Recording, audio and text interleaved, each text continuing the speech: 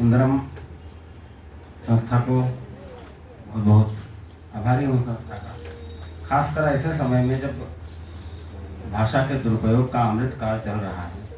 ऐसे समय में संस्था जब कोई काम करती है, साहित्यिक संस्था से काम करती है, तो अच्छा लगता है। बहुत ज़्यादा समय मेरे पास भी नहीं है और आप सबके पास भी नहीं है, तो इसलिए बहुत ज़्यादा बातचीत नहीं करते थे। एक गीत पढ़ देता हूँ। और मेरा ये मानना है कि यह मनोरंजन के लिए काव्य पाठ का कोई मतलब नहीं है। बहुत सारा मनोरंजन यूट्यूब पे पड़ा हुआ है, आप लोग सुनिए। एक कविता पढ़ देता हूँ।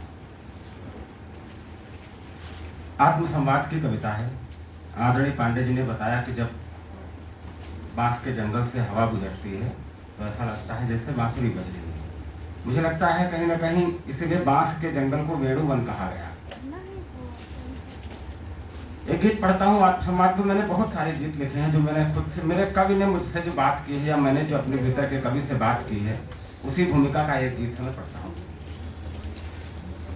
कि वेणुवन में बांसुरी की तान में डूबे हुए कवि, वेणुवन में बांसुरी की तान में डूबे हुए कवि, काश तुमको जिंदगी का ताप भी महसूस होता, काश तुमको जिंदगी का ताप भी महसूस होता। स्वर मछेरों से मिला गाते रहे तुम गीत अक्सर, स्वर मछेरों से मिला गाते रहे तुम गीत अक्सर, मछलियों की खलबली से थरथराई झील गाते, स्वर मछेरों से मिला गाते रहे तुम गीत अक्सर, मछलियों की खलबली से थरथराई झील गाते। जुगनुओं का शोर सुनकर सूर्य उगने से रहा पर, तुम जहां पर थे उपस्थित मोमबत्ती ही लगाते। जुगनुओं का शोर सुनकर सूर्य उगने से रहा पर, तुम जहां पर थे उपस्थित मोमबत्ती ही लगाते।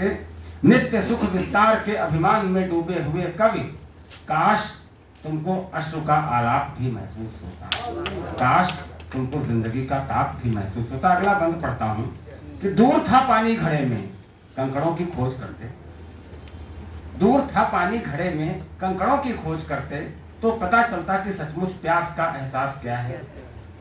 दूर था पानी घड़े में कंकड़ों की खोज करते, तो पता चलता कि सचमुच प्यास का एहसास क्या है। और हर कंकड़ सुनाता फिर सफलता की कहानी, भर चुका पानी बताता जीत का विश्वास।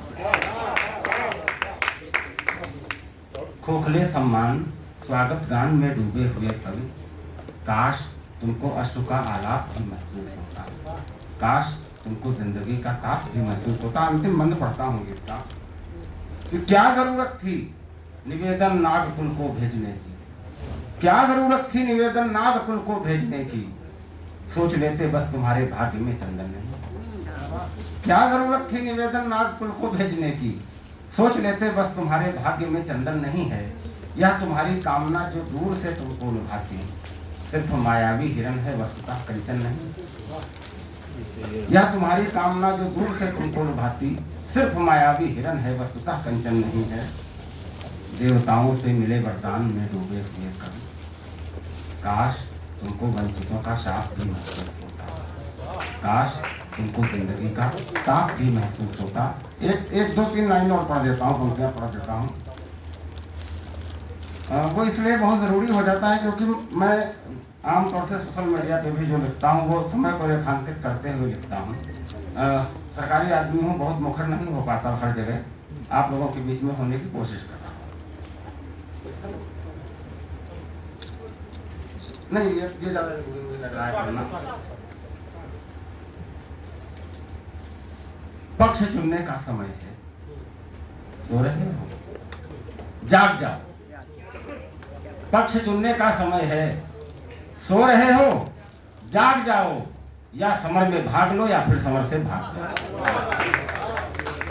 पक्ष चुनने का समय है, सो रहे हो जाग जाओ, या समर में भाग लो या फिर समर से भाग जाओ। यदि तटस्थी भाव लेकर तुम कहीं अटके हुए हो, यदि तटस्थी भाव लेकर तुम कहीं अटके हुए हो, तो दया के पात्र हो तुम अभी भटके हुए हो।